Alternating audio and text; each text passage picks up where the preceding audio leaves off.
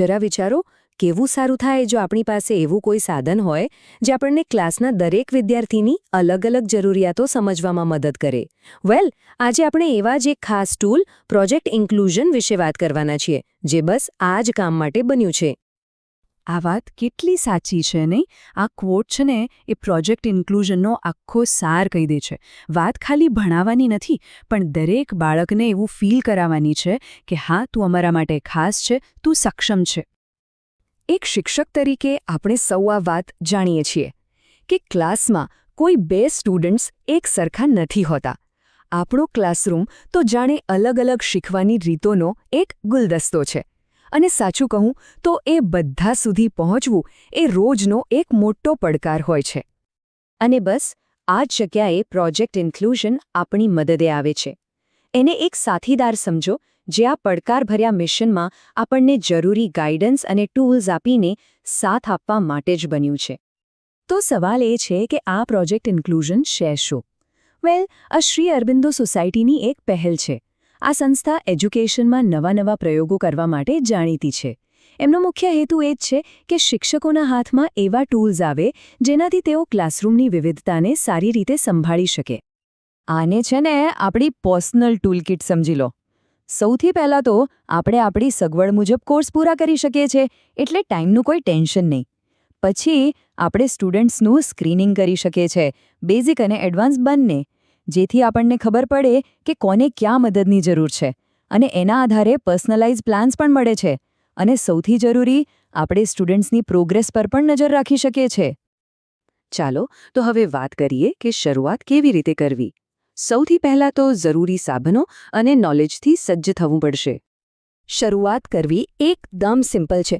બસ play store પરથી app install કરો, પોતાનો મોબાઈલ નંબર નાખો, OTPથી વેરીફાઈ કરો અને થોડી બેઝિક વિગતો ભરીને પોતાનો એકાઉન્ટ બનાવી લો. બસ થઈ ગયું. ઓકે, હવે અહીં એક બહુ જ જરૂરી સ્ટેપ આવે છે. આપણે સ્ટુડન્ટ્સનું સ્ક્રીનિંગ શરૂ કરીએ એ પહેલાં એક ફરજિયાત કોર્સ પૂરો કરવાનો છે. એનું નામ છે શીખવાની મુશ્કેલીઓ, સમજ અને સંચાલન લેવલ 1. આ કોર્સ કરવાથી જ એપના જે મુખ્ય ફીચર્સ છે તે અનલોક થશે. અને સાચું કહું તો આનાથી આપણો પાયો એકદમ મજબૂત થઈ જશે. અને આ કોઈ નાનસૂનો કોર્સ નથી. આમાં પૂરા 17 મોડ્યુલ્સ છે, જેમાં એસેસમેન્ટ્સ, ચેપ્ટર્સ અને વિડીયોઝ બધું જ આવી જાય છે. આ કોર્સ શીખવાની મુશ્કેલીઓને ખૂબ ઊંડાણપૂર્વક સમજાવે છે અને આપણને એવી સ્ટ્રેટેજીઝ શીખવે છે જે આપણે સીધી ક્લાસરૂમમાં વાપરી શકીએ.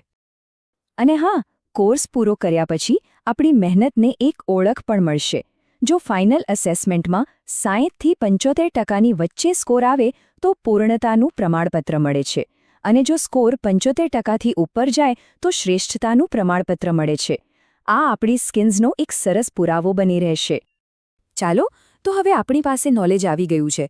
હવે સમય છે એક્શન લેવાનો. હવે પછીનો જે તબક્કો છે એ આપણા સ્ટુડન્ટ્સની જરૂરિયાતોને સાચા અર્થમાં સમજવાનો છે. તો આ સ્ક્રીનિંગ એટલે શું? એકદમ સિમ્પલ છે. આ એવી પ્રક્રિયા છે જેમાં આપણે ક્લાસરૂમમાં જે પ્રોફેશનલ ઓબ્ઝર્વેશન્સ કરીએ છીએ ને એનો જ ઉપયોગ કરીને સ્ટુડન્ટ્સની મર્યાદાઓને ઓળખીએ છીએ. આપણે આ કામ તો રોજ કરીએ જ છીએ. આ ટૂલ બસ એને એક સિસ્ટમમાં ગોઠવી આપે છે. અને આ સિસ્ટમ બહુ સ્માર્ટ છે. માની લો કે શરૂઆતના સ્ક્રીનિંગ પછી કોઈ સ્ટુડન્ટ શંકાસ્પદ અથવા ઉચ્ચ જોખમ કેટેગરીમાં આવે તો એપ આપણને આગળ એડવાન્સ્ડ સ્ક્રીનિંગ કરવા માટે ગાઈડ કરે છે. આનાથી એ પાક્કું થાય છે કે કોઈ પણ બાળક પાછળ ન રહી જાય.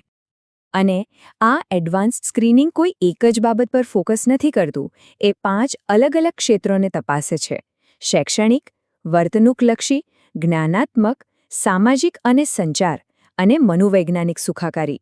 મતલબ કે આખા બાળકના વિકાસને ધ્યાનમાં લેવામાં આવે છે, જેથી આપણને એમની જરૂરિયાતોનું કમ્પ્લીટ પિક્ચર મળે. હવે આવે છે સૌથી મહત્વનો ભાગ. આપણું જે ઓબ્ઝર્વેશન છે એને એક્શન પ્લાનમાં કેવી રીતે ફેરવવું જેથી ખરેખર કોઈ ફરક પડી શકે. અને આની સૌથી સારી વાત શું છે ખબર છે? આપણે અંદાજો નથી લગાવવાનો. સ્ક્રીનિંગના રિઝલ્ટના આધારે એપ પોતે જ જે સ્ટુડન્ટ્સને જરૂર છે એમના માટે એક વ્યક્તિગત હસ્તક્ષેપ યોજના એટલે કે IIP બનાવી દે છે. આનાથી આપણો પ્લાનિંગનો કેટલો બધો સમય બચી જાય છે. એકવાર પ્લાન હાથમાં આવી જાય પછી એને અમલમાં મૂકવો પણ સહેલો છે. બસ યોજના વાંચો પર ક્લિક કરો, એમાં આપેલી સ્ટ્રેટેજીઝને લાગુ કરો અને હા, આ બહુ જ જરૂરી છે, સ્ટુડન્ટની પ્રોગ્રેસને ચોક્કસપણે માર્ક કરતા રહો. આનાથી જ આપણને ખબર પડશે કે કઈ વસ્તુ કામ કરી રહી છે અને કઈ નહીં. અને વાત ખાલી પ્રોગ્રેસ માર્ક કરવાની નથી, આપણે એને ડોક્યુમેન્ટ પણ કરી શકીએ છીએ. દરેક ઇન્ટરવેન્શન માટે આપણે 3 સપોર્ટિંગ ફાઇલ્સ અપલોડ કરી શકીએ છીએ. એ ફોટો હોઈ શકે, વિડિયો હોઈ શકે કે પછી સ્ટુડન્ટના કામના સેમ્પલ પણ હોઈ શકે. આનાથી પ્રોગ્રેસ ટ્રેક કરવામાં અને પેરેન્ટ્સ સાથે વાત કરવામાં બહુ મદદ મળે છે. હવે કદાચ એવું લાગે કે આ બધું થોડું વધારે છે, પણ ચિંતા કરવાની બિલકુલ જરૂર નથી. સૌથી અગત્યની વાત એ છે કે આ સફરમાં આપણે એકલા નથી. પ્રોજેક્ટ ઇન્ક્લુઝન આપણને મદદ કરવા માટે એક મજબૂત સપોર્ટ સિસ્ટમ પણ પૂરી પાડે છે. સપોર્ટ માટે આપણને શું મળે છે? તો જુઓ, એક મેન્ટર મળે છે જે આખી પ્રોસેસમાં આપણને ગાઈડ કરે છે. બીજું, આપણા મનમાં કોઈ પણ શંકા હોય તો સોમવારથી શુક્રવાર રોજ સાંજે 4 વાગ્યે લાઇવ સેશન થાય છે, જેમાં આપણે જોડાઈ શકીએ છીએ. અને ત્રીજું, જો કોઈ ટેકનિકલ પ્રોબ્લેમ આવે, જેમ કે લોગિનમાં કે એપમાં, તો એના માટે પણ કોન્ટેક્ટની માહિતી આપેલી જ છે. એક સવાલ જે મોટાભાગના શિક્ષકોના મનમાં આવે છે એ છે કે શું ક્લાસના બધા જ સ્ટુડન્ટ્સનું સ્ક્રીનિંગ કરવું જરૂરી છે? અને જવાબ છે બિલકુલ નહીં, એકદમ સ્પષ્ટ ના. આ ટૂલ આપણી આવડતની જગ્યા લેવા માટે નથી, પણ એને વધુ મજબૂત બનાવવા માટે છે. આપણા સ્ટુડન્ટ્સને આપણાથી વધારે સારું કોઈ નથી જાણતું, એટલે કોણે સ્ક્રીનિંગથી ફાયદો થશે એ નિર્ણય આપણે જ લેવાનો છે. તો આ છે પ્રોજેક્ટ ઇન્ક્લુઝન, એક એવું સાધન જે આપણને સ્ટુડન્ટ્સને સમજવા, એમના માટે પ્લાન બનાવવા અને એમને સપોર્ટ કરવા માટે સક્ષમ બનાવે છે. અને આ મિશનમાં આપણે સૌ સાથે છીએ, એ ખરેખર ખૂબ આનંદની વાત છે. અને જતાં એક વિચાર સાથે હું આ વાત પૂરી કરવા માંગુ છું. જરા કલ્પના કરો કે આપણને કોઈ એક સ્ટુડન્ટની આખી સફર જોવા મળે, સ્ક્રીનિંગથી લઈને એની પ્રગતિ સુધી, એના પડકારોથી લઈને એની સફળતા સુધી. આવી ઊંડી સમજ આપણી ભણાવવાની રીતને કેવી રીતે બદલી શકે છે?